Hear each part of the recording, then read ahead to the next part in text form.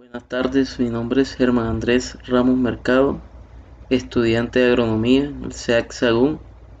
Estoy cursando la materia de microbiología de suelos y en esta primera fase vamos a determinar mediante esta diapositiva el reconocimiento de la microbiología y sus contribuciones en la agricultura sostenible. Como primera pregunta, para iniciar, llevamos a cabo el estudio de la microbiología y por qué es tan importante.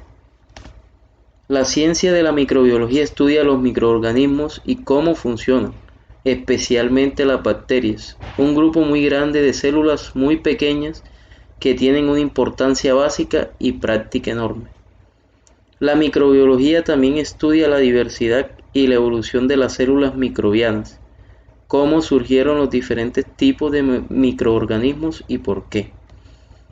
Esta también abarca la ecología, de manera que también estudia en qué lugares del planeta viven, cómo se asocian y cooperan los microorganismos entre sí, y qué influencia tienen con el mundo en general en los suelos, aguas, así como en los animales y plantas.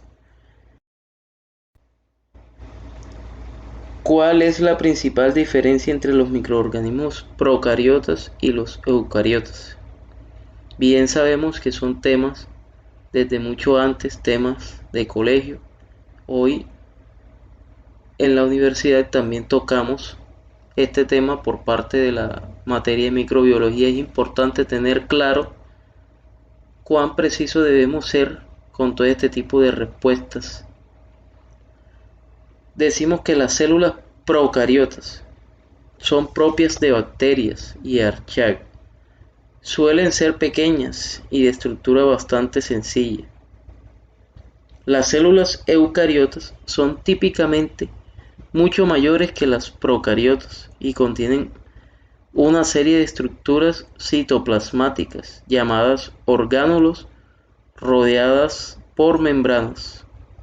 Una diferencia muy clara entre estos dos microorganismos.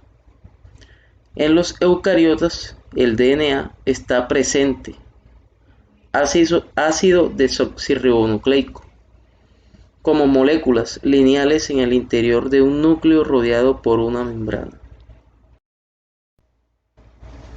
En el genoma de bacteria y archaea procariotas suelen ser un cromosoma circular cerrado, aunque algunos procariotas tienen cromosomas lineales.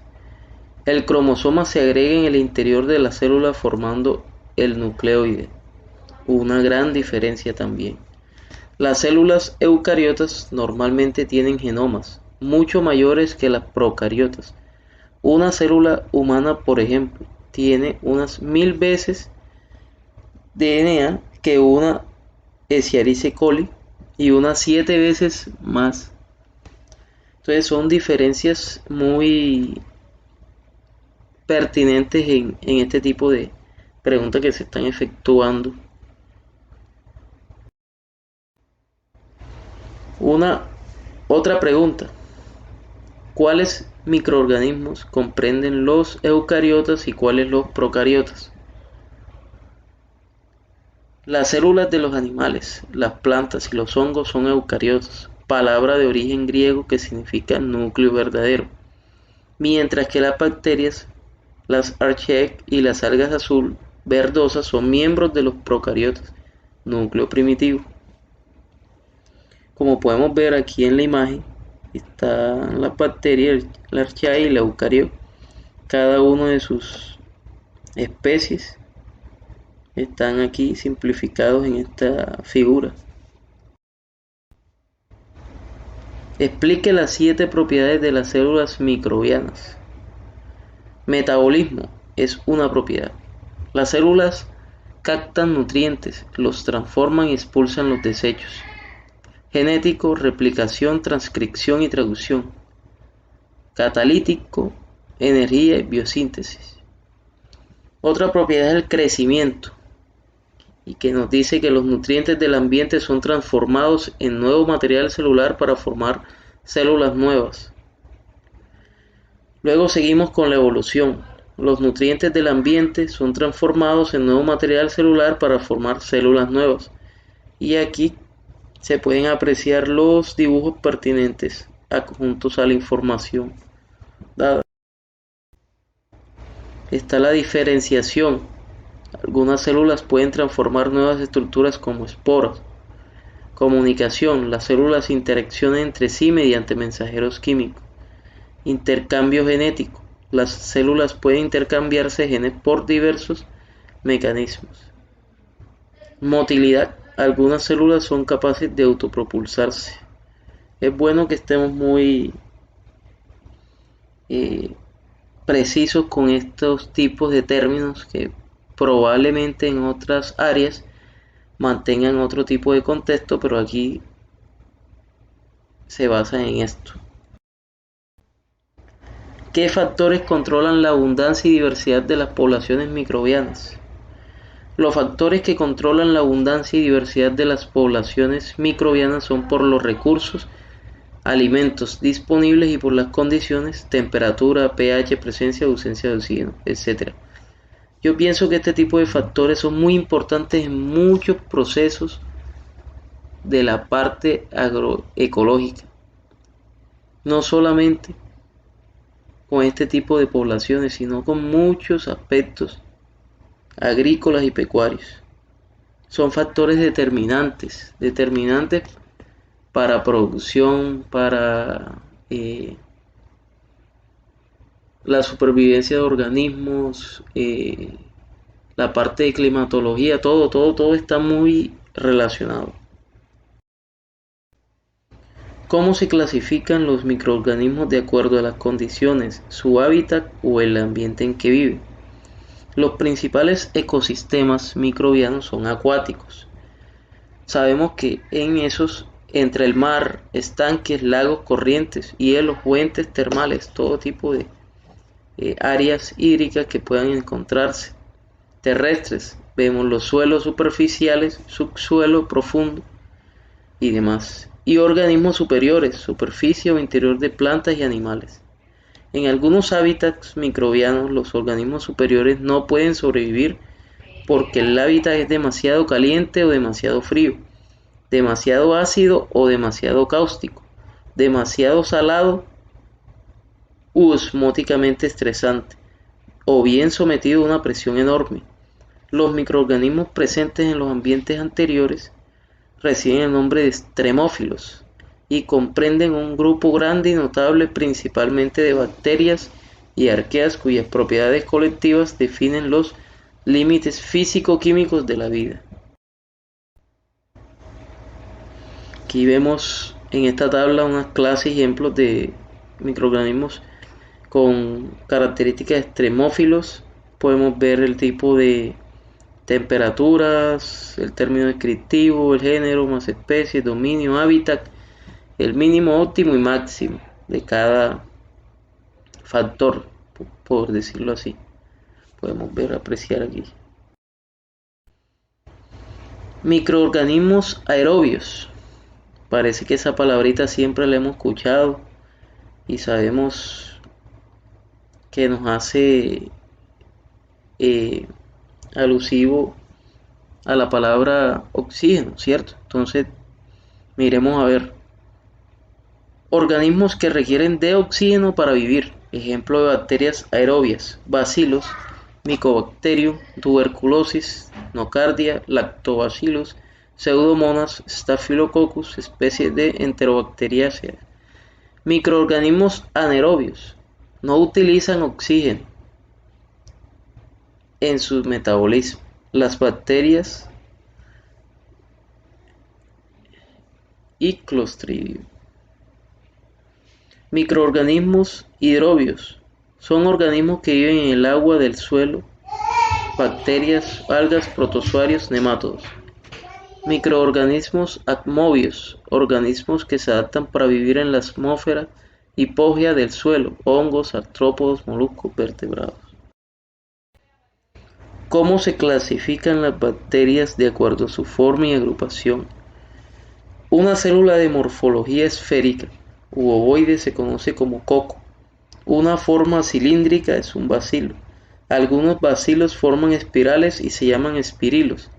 Algunos cocos forman cadenas largas, como la bacteria Streptococcus. Otros se disponen formando cubos tridimensionales, sarcina, mientras que otros se agrupan en racimos, Staphylococcus. Aquí podemos ver la imagen de cada clasificación de acuerdo a su forma y grupo. ¿Dónde se encuentran los microorganismos en la Tierra? Una pregunta que parece ser muy, por decirlo así, muy lógica, pero tenemos que más bien buscar la lógica, valga la redundancia, de cómo vamos a responder esa pregunta. Y es la siguiente: los microorganismos en la Tierra se encuentran en el suelo, las aguas estancadas, el lodo y los materiales orgánicos en degradación. Crecen a manera de micelio radial, forman conidias como los hongos, pero las características morfológicas de sus células son similares a las de las bacterias. ¿Cómo se beneficia la agricultura, de los microorganismos? La agricultura se beneficia de los microorganismos gracias al estrecho asocio que mantienen mediante algunas especies vegetales que característicamente son ligadas a estos para proporcionar fuentes de elementos y minerales al suelo, contribuyendo a minimizar la aplicación de algunos nutrientes que a su vez saturan al suelo y la contaminan. Por otro lado, se depende mucho de la actividad microbiana para reciclar los nutrientes y degradación de la materia orgánica. Vemos que esto es un mundo diminuto, pero lo es para grandes cosas, porque de aquí depende que nuestro suelo sea apto o esté habilitado para producir especies vegetales, y también por la parte pecuaria todos los procesos que se dan del suelo en adelante para que todas esas explotaciones afines puedan ser beneficiosas. ¿Por qué es importante la biorremediación microbiana en el suelo?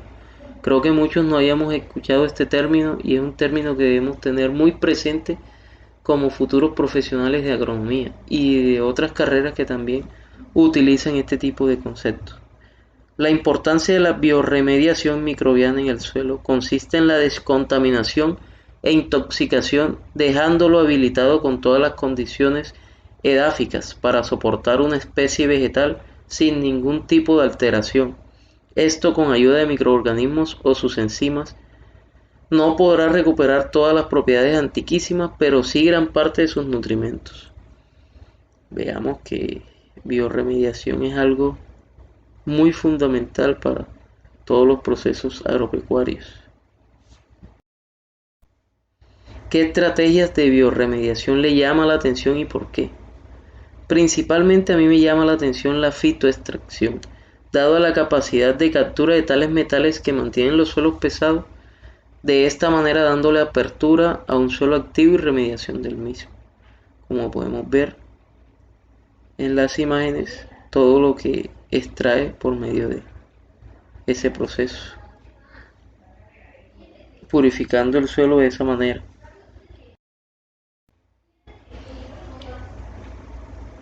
Seleccione un microorganismo de la tabla número 2 que podría solucionar un problema asociado al suelo de su región y mencione cómo sería la acción microbiana de este microorganismo. De la tabla 2 elige el hongo del género Fusarium y especie Oxysporum. Este es un hongo devastador cuando llega al suelo y tarda de 25 a 30 años. Aún no se conoce tratamiento correctivo, solo preventivo. El hongo mantiene estructuras reproductivas llamadas clamidosporas, tejidos que superan cierto tipo de condiciones adversas, es por eso que duran en el suelo. Este tipo de hongos es demasiado devastante. De hecho, en Colombia actualmente se está llevando a cabo un programa de manejo preventivo del hongo, dado a toda esa dificultad que se dio en el departamento de La Guajira con la parte del hongo y los bananeros, donde ya había presencia de ellos en esa zona y tuvieron que erradicar demasiadas plantaciones de banano para poder restituir el suelo como tal. Se han instalado 16 puestos de control. 16 puestos de control en Colombia, el cual está como objetivo prevenir la entrada del hongo por medio de desinfecciones a base de amonio cuaternario, a los camiones y a toda la parte que esté ligada a la parte de fincas productoras de plátano y banano. Citas bibliográficas, similitud de la parte del software Turtinin. Muchas gracias por la atención prestada y considerada.